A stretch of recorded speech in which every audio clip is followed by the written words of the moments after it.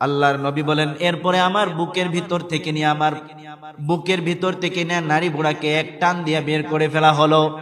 এরপরে স্বর্ণের একটা তস্তরি সুন্দর করে রাখা হলো, স্বর্ণের একটা পাত্র সুন্দর করে রাখা হলো, আর জমজমের পবিত্র পানি দ্বারা আমার সমস্ত নারী বুড়িগুলাকে ধৌত করা হয়েছে।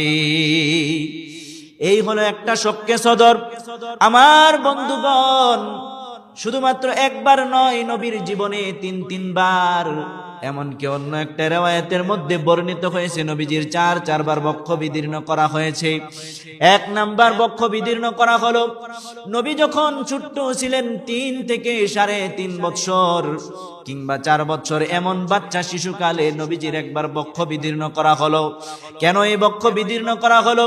ঐতিহাসিক বিদ্বান এবং মুফাসসিরিনে কিরাম কিতাবের মধ্যে লেখেন, নবীজি যখন ছোট্ট ছিলেন, হালিমাতুস সাদিয়া রাদিয়াল্লাহু তাআলা আনহার ঘরের মধ্যে লালিত পালিত যখন ছিলেন, আমার বন্ধুগণ, এমন সময়ে নবীজির একবার বক্ষ বিদীর্ণ করা হলো। সেই কাহিনী অনেক লম্বা কাহিনী, সংক্ষিপ্ত করে বলতেছি। নবী আমার ওই সময়ে নবীর দুধ ভাইকে নিয়ে পাহাড়ের চূড়ান্ত দেশে, পাহাড়ের পাদদেশে গেলেন বকরিগুলা চড়ানোর জন্য। এমন সময় 2 জন সাদা কাপড়ধারী 2 জন লোক আসলেন, নবীজির হাতের মধ্যে ধরে নিয়ে সুন্দর করে নিয়ে নবীজিকে বক্ষ বিদীর্ণ করালেন। বর্তমান বিজ্ঞান যেটাকে বলে ওপেন হার্ট সার্জারি, গলা থেকে নিয়ে বুক পর্যন্ত এমন ভাবে ফেড়ে ফেলা হলো, সবগুলা বের করা হলো, পবিত্র পানি দ্বারা ধৌত করা হলো। ছোট্ট কালো জিনিস নবীজির এখান থেকে বের করা হলো, আলাদা করা হলো। আবার সুন্দর করে সবগুলা জিনিসগুলাকে বুকের ভিতরে রেখে দেওয়া হলো। সুন্দরভাবে আগের মতন সুন্দরভাবে ফিটিং করে দেওয়া হলো। কুদরতি একটা অপারেশন হয়ে গেল। সবগুলাকে আবার সেলাই করে রেখে দিল।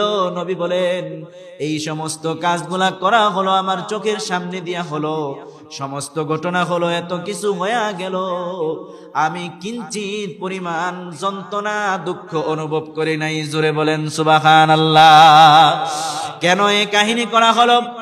নবীজিকে কেন বক্ষ বিদীর্ণ করলো এত ছোট্ট বয়সে? মুফাসসিরিনে কেরাম বলেন, নবীর ভিতর থেকে শিশু সুলভ যে সমস্ত আচরণগুলো আছে সবগুলাকে দূর করা হলো। আবার বন্ধুগণ, দ্বিতীয়বার আবার নবীজিকে বক্ষ বিদীর্ণ করা হলো, শক্কে সদর যেটাকে বলে। কেন দ্বিতীয়বার করলেন? মুফাসসিরিনে কিরাম এর জবাবে বলেন, সাধারণত যুবক যুবতীরা সাধারণত বয়সে, কিশোর যৌবন বয়সে গুনাহের অনেক একটা প্রবণতা থেকে যায়। মনে চাই এই গুনার কাজটা করি, মনে চাই ওই গুনার কাজটা করি। এই যে যৌবন কালের একটা উদ্দীপনা নিয়ে একটা গুনাহের একটা প্রবণতা রয়েছে। মুফাসসিরিনে কেরাম বলেন, নবীর ভিতর থেকে যৌবন কালে এই গুনাহের প্রবণতা আর এই শয়তানি গুলা দূর করে দেওয়ার জন্য দ্বিতীয়বারের মতো আবার বক্ষ বিদীর্ণ করা হয়। জোরে বলেন সুবহানাল্লাহ। নবীজিকে আলাদাভাবে আল্লাহ রাব্বুল আলামিন প্রথম থেকে নবীজিকে সুন্দরভাবে গঠন করেছেন।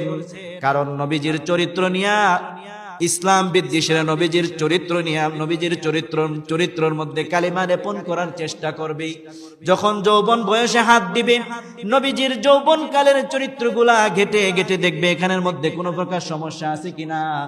নবীজির কৈশোর যৌবন সবগুলা ঘেটে সবগুলা যখন কোনো কিছু না পাবে, সুন্দর করে নবীজির ছোট কালের জীবনীটার মধ্যে হাতায়া সবগুলা চেক করে দেখবে নবীজির চরিত্রের মধ্যে কোনো প্রকার খারাপই আছে কিনা। এইগুলা পাওয়ে খুঁজে বের করে নবীজির চরিত্রে কালিমা লেপন করার জন্য সারা জীবনের জন্য কাফের মুশরিকরা এমন ভাবে চেষ্টা করতে থাকবে। কিন্তু আমার বন্ধুগণ, আল্লাহ রাব্বুল আলামিন কাফের মুশরিকরার চেষ্টাগুলোকে ব্যর্থ করবে। এই জন্য আল্লাহ রাব্বুল আলামিন কয়েকবার নবীর জীবনে এমন ভাবে বক্ষ বিদীর্ণ করে নবীজিকে পবিত্র করে তুলেছেন। জোরে বলেন সুবহানাল্লাহ। এই হলো দ্বিতীয়বার শক্কে সদর হলো। তৃতীয়বার নবী আমার বন্ধুগণ, নবী যখন মেরাজের মধ্যে গমন করবেন, দুনিয়ার জমিনে একটা মানুষ যখন আকাশের মধ্যে যখন মহা আকাশে গমন করে, বিজ্ঞানীরা সায়েন্স নিয়ে যারা কাজ করে তারা বিভিন্নভাবে বিভিন্ন প্রসেসে মানুষটাকে তৈরি করতে থাকে। মহাকাশের মধ্যে একটা মানুষ গমন করবে, 50,000 কিলোমিটার দূরে একটা মানুষ গমন করবে। আমার বন্ধুগণ, তাকে বিভিন্ন প্রসেসে ভিভিআইপি প্রসেসে ভিভিআইপি শুট পরায়া সুন্দরভাবে ট্রেনিং দিয়া একটা মানুষকে তৈরি করে মোটা অঙ্কের টাকা যখন তাকে দেওয়া হয়, মোটা অঙ্কের টাকা যখন জমা করে, তখনই কেবলমাত্র ওই মানুষটা মহাকাশে যাওয়ার অনুমতি পেয়ে যায়। আল্লাহ রাব্বুল আলামিন তৃতীয়বারের মতো মেরাজে যাওয়ার জন্য নবীজিকে প্রস্তুত করলেন। ঊর্ধ্বগমনে যাবেন, আল্লাহর কাছে চলে যাবেন, এই সমস্ত যোগ্যতা নবীজির ভিতরে দেওয়ার জন্য, ওই যে ঊর্ধ্বগমনে যাওয়ার জন্য যেই যেই যোগ্যতা লাগে, আল্লাহ রাব্বুল আলামিন সবগুলা যোগ্যতা নবীর ভিতরে দিয়া তৃতীয়বারের মতো নবী সাল্লাল্লাহু আলাইহি ওয়াসাল্লামের বক্ষ বিদীর্ণ করলেন। জোরে বলেন সুবহানাল্লাহ। আল্লাহ রাব্বুল আলামিন তৃতীয়বারের মতো নবীজিকে এই সমস্ত যোগ্যতা দিয়া, যোগ্যতাগুলো নবীর ভিতরে দেওয়ার জন্যই তৃতীয়বার আবার নবীর শক্কে সদর করালেন। জোরে বলেন সুবহানাল্লাহ। এইভাবে সফর হলো, এইভাবে তিনবার নবীজির শক্কে সদর হলো, নবীজির বক্ষ বিদীর্ণ হলো। নবী সাল্লাল্লাহু আলাইহি ওয়াসাল্লামের খাদেম হযরত আনাস রাদিয়াল্লাহু তাআলা আনহু, উনি বলেন, আমি নবীজির খেদমত করতাম, আমি নবী সাল্লাল্লাহু আলাইহি ওয়াসাল্লামের বুকের মধ্যে সেই দাগটা দেখছি। অপারেশন করার পরে, সেলাই করার পরে যে একটা দাগ থাকে শরীরের মধ্যে, আনাস রাদিয়াল্লাহু তাআলা আনহু বলেন, আমি সেই দাগটা দেখেছি। হযরত আনাস রাদিয়াল্লাহু তাআলা আনহু বলেন, নবী সাল্লাল্লাহু আলাইহি ওয়াসাল্লাম নবীজির বুকের ভিতরে ওই দাগটা আমি দেখেছিলাম। আমার বন্ধুগণ, এমন ভাবে সফর শুরু হয়ে গেল। আল্লাহ রাব্বুল আলামিন কুরআনুল কারীমের ভিতরে এই ঘটনা সুন্দর করে বর্ণনা করে দিলেন। আল্লাহ রাব্বুল আলামিন সূরাতুল বনী ইসরাঈলের 1 নম্বর আয়াতে সুন্দর করে বলেন, সুবহানাল্লাযী আসরা বিআবদিহি লাইলাম মিনাল মাসজিদিল হারামি ইলাল মাসজিদিল আকসা ইলাল মাসজিদিল আকসাল্লাযী বারাকনা হাওলাহু লিনুরিয়াহু মিন আয়াতিনা ইন্নাহু হুয়াস সামিউল বাসীর। জোরে বলুন আল্লাহু আকবার। পবিত্রময় সেই মহান রব্বুল আলামিন, পবিত্রতা বর্ণনা করতেছি সেই মহান রব্বুল আলামিনের, যিনি তার বান্দাকে মসজিদে হারাম থেকে মসজিদে আকসা পর্যন্ত সফর করালেন, ভ্রমণ করালেন। আল্লাযী বারাকনা হাওলাহু, কেন ভ্রমণ করালেন? ওই মসজিদে আকসার চারপাশ দিয়ে বরকত দিয়ে ভরপুর করে দিয়েছেন। আল্লাহ বলেন শুধুমাত্র এই জন্য নয়, আল্লাহ আয়াতের শেষ অংশে বলেন, লিনুরিয়াহু মিন আয়াতিনা, জান্নাত জাহান্নাম আরো কত কিছু আমার নিদর্শন, সবগুলা দেখানোর জন্য আমি আমার বান্দাকে ভ্রমণ করাইছি। জোরে বলেন সুবহানাল্লাহ। নবী সাল্লাল্লাহু আলাইহি ওয়াসাল্লাম মসজিদে আকসার মধ্যে চলে গেলেন। নবীর একটা ভ্রমণ যানবাহন ছিল, যেটাকে হাদিসের ভাষায় এটার নাম বলা হয়েছে বুরাক। বুরাক একটা স্পেশাল বাহন নবীর জন্য প্রস্তুত করা হলো। ইতিহাসের কিতাবের মধ্যে আছে, গাধার চাইতে ছোট, খচ্চরের চাইতে বড় এমন একটা স্পেশাল একটা বাহন নবীর জন্য প্রস্তুত করা হলো। এই বাহনের এমন শক্তি, এই বাহন তার দৃষ্টি শক্তির শেষ সীমানায় তার পরের পদক্ষেপ ফালায়। তার মানে হলো, একবার চক্ষু দিয়া তার দৃষ্টি যতক্ষণ পর্যন্ত চলে, একটা পদক্ষেপে একটা লাভ দিয়া ওই খান পর্যন্ত চলে যায়। আমার বন্ধুগণ, কোন মুফাসসিরিনে কেরাম এটার ব্যাখ্যা করেছেন বারকুন শব্দ দিয়া। বারকুন শব্দ দিয়া এটার ব্যাখ্যা করেছেন। বারকুন মানে হলো কারেন্ট, বিজলি। যেমন আমরা আকাশের মধ্যে দেখি দিন যখন ঝলক দেয়, আকাশের মধ্যে যখন একটা কারেন্টের মতো, বিদ্যুতের মধ্যে একটা চমকায়, সেখান থেকে আমার বন্ধুগণ মুফাসসিরিনে কেরাম বলেছেন বারকুন শব্দর ব্যাখ্যা বলা হয়েছে এটা অনেক শক্তিশালী একটা যানবাহন। এই শক্তিশালী যানবাহন দিয়া, অলৌকিক বাহন দিয়া নবী আমার সুন্দর করে মসজিদে আকসার মধ্যে চলে এলেন। মসজিদে আকসার মধ্যে গিয়া সুন্দর করে এই বাহন থেকে নামলেন। বাহন থেকে নামার পরে এটাকে বাধাই করলেন। কিতাবের মধ্যে আছে হযরত জিবরাইল আলাইহিস সালাতু ওয়াস সালাম তার আঙ্গুল দিয়া সুন্দর করে মসজিদে আকসার একটা কোণার মধ্যে এভাবে ছিদ্র করে দিলেন। ছিদ্র করে দেওয়ার পরে সুন্দর করে একটা আংটার মতো হয়ে গেছে। কুদরতের কি ডিমান্ড, কুদরতের সুন্দর একটা খেলা। আমার বন্ধুগণ সুন্দর করে এখানে আংটার মধ্যে বাধাই করলেন। নবীজি নেমে গেলেন। হাজার হাজার মানুষের উপস্থিতি, নামাজের সময় একটা হয়ে গেল।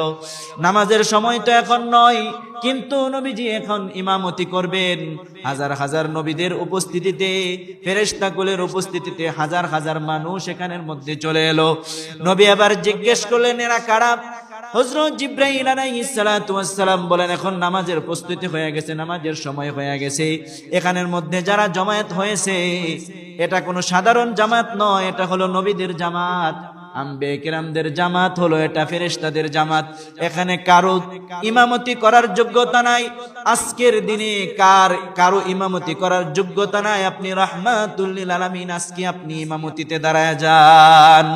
নবীজিকে হাত ধরে সামনে আগায়া দিলেন। নবীজি নামাজ পড়লেন, সুন্দরভাবে এখান থেকে চলে এলো। এমন সময় আমার বন্ধুগণ সফরটা শুরু হয়ে গেল। সফর যখন চলে গেল, এমন সময় অনেক কিছু দেখলেন নবীজি। ঊর্ধ্বলোকে নিয়ে গমন করলেন, জান্নাত জাহান্নাম দেখলেন, আরো অনেক কিছু দেখলেন, অনেক কিছু দেখলেন। মুসলিম শরীফের লম্বা হাদিসের মধ্যে সব কিছু বর্ণনা করা হয়েছে।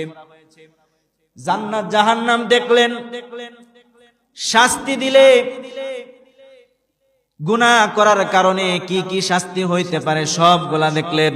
সবগুলা দেখার পরে আমার বন্ধুগণ একেবারে সিদরাতুল মুনতাহার মধ্যে পৌঁছে গেলেন। অনেক লম্বা হাদিস, হাদিসের মধ্যে একবারে সুন্দর করে করে বর্ণনা করা হয়েছে যে কোন শাস্তি করলে, কোন গুনাহ করলে, কোন গুনাহ করার কারণে, কি গুনাহ করলে কি শাস্তি দেওয়া হয়, জিনাকারদের কি শাস্তি দেওয়া হবে, যারা সুদ ঘুষের সাথে জড়িত আছে তাদেরকে কি শাস্তি দেওয়া হবে, এরকম ভাবে বিশদ বর্ণনা দেওয়া হয়েছে হাদিসের মধ্যে। যাই হোক, সবগুলা নবীজি স্বচক্ষে দেখলেন। দেখার পরে আমার বন্ধুগণ একেবারে সিদরাতুল মুনতাহার মধ্যে নবীজি চলে গেলেন। কোরআনের মধ্যে বর্ণিত আছে, সুম্মা দানা ফাতাদাল্লা ফাকানা কাবা কাউসাইনি আও আদনা। আল্লাহ রাব্বুল আলামিন বলেন, একটা ধনুক সম পরিমাণ অথবা এর চাইতে আরো কাছাকাছি নবীজি আর আল্লাহ রাব্বুল আলামিন পাশাপাশি বসলেন। জোরে বলেন সুবহানাল্লাহ। সেখানে নবীজি আল্লাহ তাআলার সাথে এইভাবে দেখা হলো, আল্লাহর সাথে সাক্ষাৎ হলো, সরাসরি আল্লাহর সাথে সাক্ষাৎ হলেন। তারপরে যখন চলে আসবেন, আল্লাহ রাব্বুল আলামিন নবীজিকে হাদিয়া দিলেন, সূরাতুল বাকারার 3টা আয়াত হাদিয়া দিলেন এবং 50 ওয়াক্ত নামাজ নবীজিকে হাদিয়া দিলেন। এই 50 ওয়াক্ত নামাজ হাদিয়া পাওয়ার পরে যখন সেখান থেকে চলে আসলেন, এখানে আসার সময় যখন চলে আসলেন, যখন নবীজি ওই প্রত্যেকটা আকাশ, প্রত্যেকটা আসমানের মধ্যে চলে ভ্রমণ করলেন, প্রত্যেকটা আসমানের দরজা আছে, প্রত্যেকটা আসমানের প্রহরী ফেরেশতা রয়েছে, প্রত্যেকটা আসমানে এক একজন আম্বিয়া কিরাম নবীদের সাথে দেখা হলেন। প্রথম আসমানে হযরত আদম আলাইহিস সালাতু ওয়াস সালামের সাথে দেখা হলো, অভিবাদন জানালেন। দ্বিতীয় আসমানে হযরত ঈসা এবং হযরত ইয়াহইয়া আলাইহিস সালাতু ওয়াস সালামের সাথে দেখা হলেন। তৃতীয় আসমানে ইউসুফ আলাইহিস সালাতু ওয়াস সালামের সাথে নবীর সাক্ষাৎ হলো। এরপরে ইদ্রিস আলাইহিস সালাতু ওয়াস সালামের সাথে সাক্ষাৎ হলো। এরপরে হযরত হারুন আলাইহিস সালাতু ওয়াস সালামের সাথে সাক্ষাৎ হলো। এরপর হযরত মূসা আলাইহিস সালাতু ওয়াস সালামের সাথে সাক্ষাৎ হলো। অভিবাদন জানালেন। একেবারে সপ্তম আসমানে নবী ইব্রাহিম আলাইহিস সালাতু ওয়াস সালামের সাথে নবীজির সাক্ষাৎ হলো।